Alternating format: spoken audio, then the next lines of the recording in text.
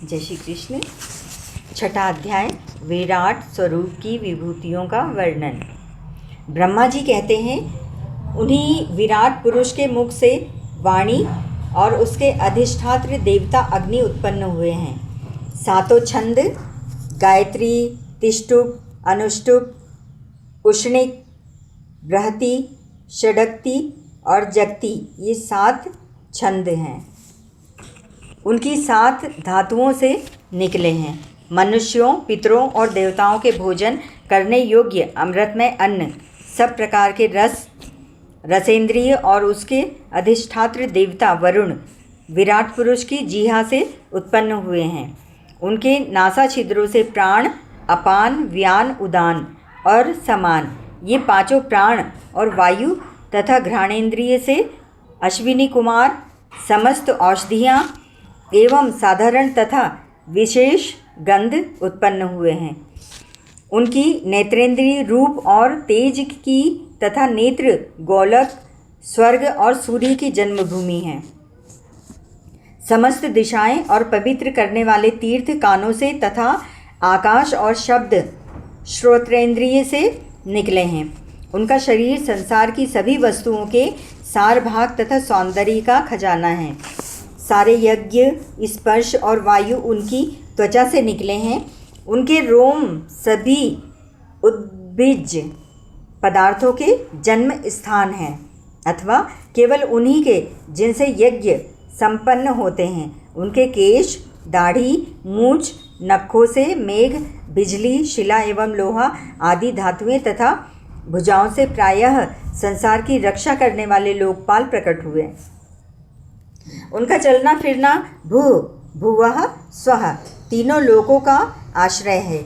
उनके चरण कमल प्राप्त की रक्षा करते हैं और भयों को भगा देते हैं तथा समस्त कामनाओं की पूर्ति उन्हीं से होती है। विराट पुरुष का लिंग जल, वीर्य, सृष्टि, मेघ प्रजापिता का आधार है तथा उनकी जनेन्द्रिय मैथुन जनित आनंद का उद्गम है। नारद जी विराट पुरुष की पायु, इंद्रिय, यम, मित्र और मल त्याग का तथा गुदाद्वार, हिंसा, निवृत्ति, मृत्यु और नरक का उत्पत्ति स्थान है। उनकी पीठ से पराजय, अधर्म और अज्ञान, नाड़ियों से नद, नदी और हड्डियों से पर्वतों का निर्माण हुआ है। उनके उदर में मूल प्रकृति, रस नाम की धातु तथा समुद्र, समस्त प्राणी और उनकी मृत्यु समाई हुई है। उनका हृदय ही मन की जन्मभूमि है। नारद, हम तुम धर्म, सनकादि, शंकर, विज्ञान और अंतःकरण सबके सब उनके चित्त के आश्रित हैं। कहाँ तक गिनाएं?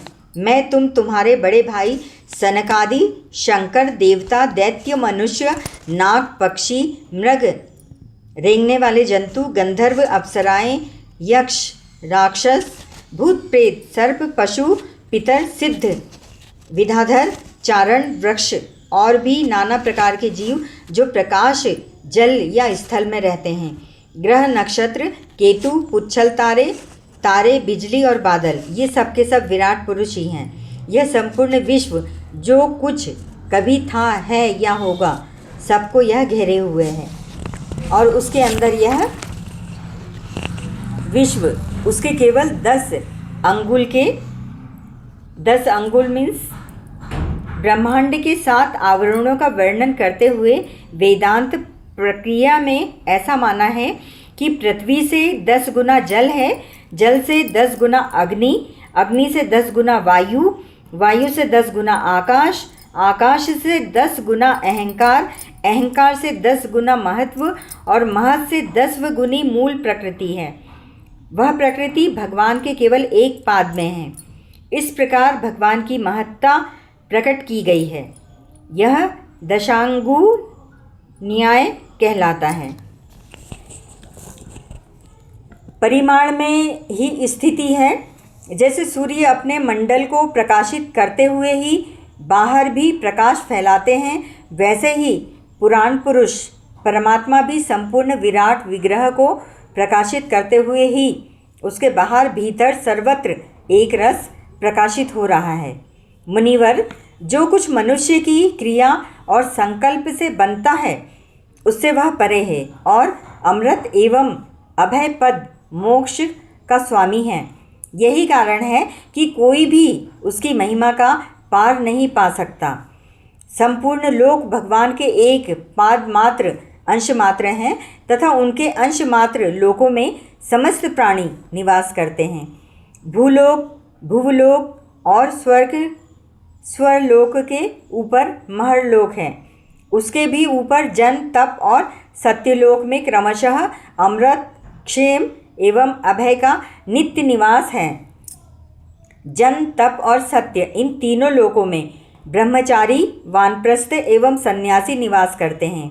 दीर्घकालीन ब्रह्मचर्य से रहित गृहस्थ भूलोक, भुवलोक और स्वरलोक के भीतर ही निवास करते हैं।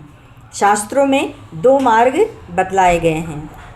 एक अविद्यारूप कर्म मार्ग जो सकाम पुरुषों के लिए है और दूसरा उपासना रूप विद्या का मार्ग जो निष्काम उपासकों के लिए है।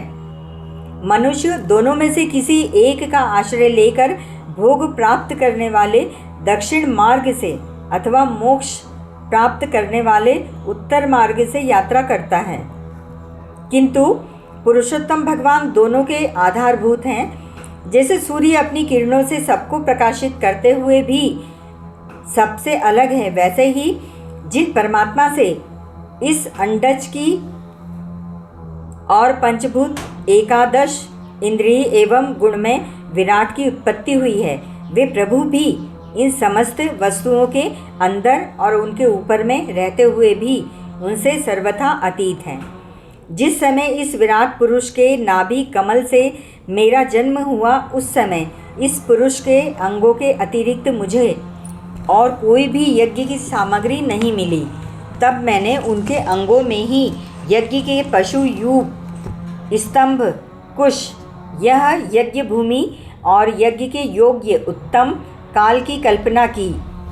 ऋषि श्रेष्ठ यज्ञ के लिए आवश्यक पात्र आदि वस्तुएं जो चावल आदि औषधियाँ, घृत आदि स्नेह पदार्थ, छह रस, लोहा, मिट्टी, जल, ऋक, यजुः, साम, चातुर्होत्र, यज्ञों के नाम, मंत्र, दक्षिणा, व्रत, देवताओं के नाम, पद्धति, ग्रंथ, संकल्प, तंत्र, अनुष्ठान की रीति, गति, मति, श्रद्धा, प्रायश्चित और समर्पण, यह समस्त यज्ञ सामग्री मैंने विराट पुरुष के अंगों से ही इकट्ठी की। इस प्रकार विराट पुरुष के अंगों से ही सारी सामग्री का संग्रह करके मैंने उन्हीं सामग्रियों से उन यज्ञ पुरुष, यज्ञ स्वरूप परमात्मा का यज्ञ के द्वारा यजन किया। तदंतर तुम्हारे बड़े भाई इन 9 प्रजापतियों ने अपने चित्त को पूर्ण समाहित करके विराट एवं अंतर्यामी रूप से स्थित उस पुरुष की आराधना की। इसके पश्चात समय समय पर मनु, ऋषि, पितर, देवता, दैत्य और मनुष्यों के यज्ञों के द्वारा भगवान की आराधना की। नारद, यह संपूर्ण विश्व उन्हीं भगवान नारायण में स्थित है, जो स्वयं तो प्राकृत गुणों से रहित है, परंतु सृष्टि के प्रारंभ में माया के द्वारा बहुत से गुण ग्रहण कर लेते हैं। उन्हीं की प्रेरणा से मैं इस संसार की रचना करता हूँ।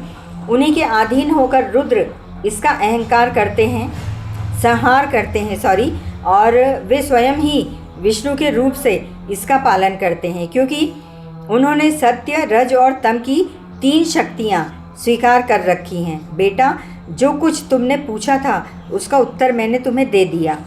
भाव या अभाव, कार्य या कारण के रूप में ऐसी कोई भी वस्तु नहीं है जो भगवान के भिन्न हो। प्यारे नारद, मैं प्रेम पूर्ण एवं उत्कंठित हृदय से भगवान के स्मरण में मग्न रहता हूँ। इसी से मेरी वाणी कभी असत्य होती ही नहीं दिखती। मेरा मन कभी असत्य संकल्प नहीं करता और मेरी इंद्रियां भी कभी मर्यादा का उल्लंघन करके कुमार्ग में नहीं जाती। मैं वेद मूर्ति हूँ, मेरा जीवन तपस्यामय है। बड़े बड़े प्रजापति मेरी वंदना करते हैं और मैं उनका स्वामी हूँ। पहले मैंने बड़ी निष्ठा से योग का सर्वांग अनुष्ठान किया था, परंतु मैं अपने मूल कारण परमात्मा के स्वरूप को नहीं जान सका, क्योंकि वे तो एकमात्र भक्ति से ही प्राप्त होते हैं। मैं तो परम मंगलमय एवं शरण आए हुए भक्तों को जन्म मृत्यु से छुड़ाने वाले परम कल्याण स्वरूप भगवान के चरणों को ही नमस्कार करता हूँ। उनकी माया की शक्ति अपार है। जैसे आकाश अपने अंत को नहीं जानता, वैसे ही वे भी अपनी महिमा का विस्तार नहीं जानते। ऐसी स्थिति में दूसरे तो उसका पार ही क्या पा सकते हैं, कैसे पा सकते हैं। मैं, मेरे पुत्र, तुम लोग और शंकर जी भी उनके सत्य स्वरूप को नहीं जानते, तब दूसरे देवता तो उन्हें जान ही कैसे सकते हैं। हम सब इस प्रकार मोहित हो रहे हैं कि उनकी माया के द्वारा रचे हुए जगत को भी ठीक ठीक नहीं समझ सकते। अपनी अपनी बुद्धि के अनुसार ही अटकल लगाते हैं। हम लोग केवल जिनके अवतार की लीलाओं का गान ही करते रहते हैं, उनके तत्व को नहीं जानते। उन भगवान के श्री चरणों में मैं नमस्कार करता हूँ। वे अजन्मा एवं पुरुषोत्तम हैं। प्रत्येक कल्प में वे स्वयं अपने आप में अपने आप की ही सृष्टि करते हैं, रक्षा करते हैं और संहार कर लेते हैं। वे माया के लेश से रहित केवल ज्ञान स्वरूप हैं और अंतरात्मा के रूप में एक रस स्थित हैं। वे तीनों काल में सत्य एवं परिपूर्ण हैं, न उनका आदि है न अंत। वे तीनों गुणों से रहित सनातन एवं अद्वितीय हैं। नारद, महात्मा लोग जिस समय अपने अंतःकरण, इंद्रिय और शरीर को शांत कर लेते हैं, उस समय उनका साक्षात्कार करते हैं, परंतु जब असत पुरुषों के द्वारा कुतर्कों का जाल बिछाकर उनको ढक दिया जाता है, तब उनके दर्शन नहीं हो पाते। परमात्मा का पहला अवतार विराट पुरुष है।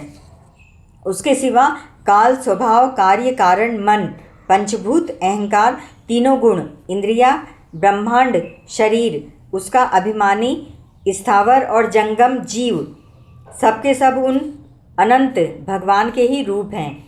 मैं शंकर, विष्णु, दक्ष आदि ये प्रजापति, तुम और तुम्हारे जैसे अन्य भक्तजन, स्वर्ग लोक के रक्षक, पक्षियों के राजा, मनुष्य लोक के राजा, नीचे के लोकों के राजा, गंधर्व, विद्याधर और चरणों के अधिनायक, यक्ष, राक्षस, सांप और नागों के स्वामी, महर्षि, पितृपति, दैत्येंद्र, सिद्धेंद्रश्वर,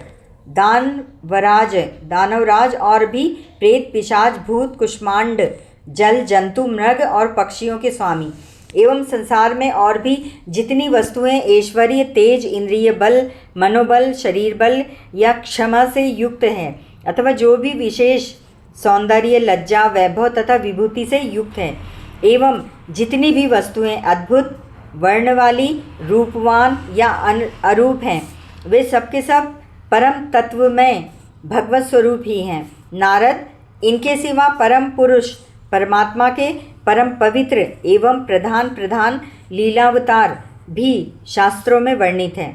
उनका मैं क्रमशः वर्णन करता हूँ। उनके चरित्र सुनने में बड़े मधुर एवं श्रवणेन्द्रिय के दोषों को दूर करने वाले हैं। तुम सावधान होकर उनका रस लो। हरिओम तत्सत।